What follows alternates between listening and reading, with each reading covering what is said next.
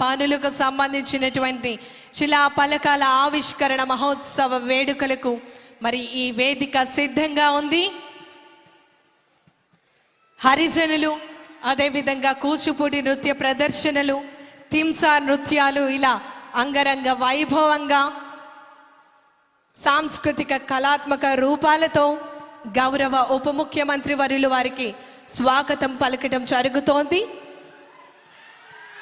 గట్టిగా చప్పట్లతో, కళాకారులతో వారు కూడా నేరుగా పాల్గొని సాంస్కృతిక కార్యక్రమాలతో వారు అందరూ కూడా వారిని ఎంతగానో ఎంకరేజ్ చేస్తున్నటువంటి సందర్భం మనం చూస్తున్నాం. తింసా నృత్యం మన అందరికీ తెలుసు.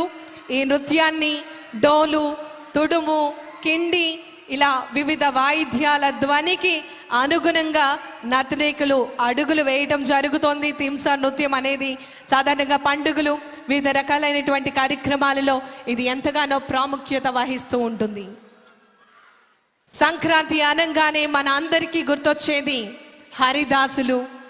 మరి చక్కటి హరిదాసుల స్వాగతంతో ప్రాచీన కాలం నుంచే కూడా మనకి హరిదాసులు గ్రామ గ్రామాలలో భక్తిని మరియు జానపదాన్ని, ముఖ్యంగా సమాజంలో చైతన్యాన్ని అందించే విధంగా, చక్కటి ధర్మాన్ని ప్రచారం చేసే విధంగా హరిదాసులు వారి యొక్క సేవల్లో అందించడం జరుగుతోంది.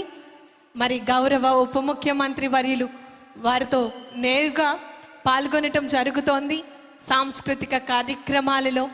ఈరోజు సంక్రాంతి మనకి, మన కుటుంబ సభ్యులందరికీ కూడా మరుపురాని సంక్రాంతిగా, మనం ఎప్పుడు కూడా మరిచిపోలేని సంక్రాంతిగా మనం అందరం కూడా గుర్తుంచుకునే విధంగా జీవితంలో ఈ 2026వ సంవత్సరం సంక్రాంతి సంబరాలు ప్రతి కుటుంబ సభ్యులకు, ప్రతి మన పిఠాపురం నియోజకవర్గ ప్రజలందరికీ కూడా గుర్తుంటుంది.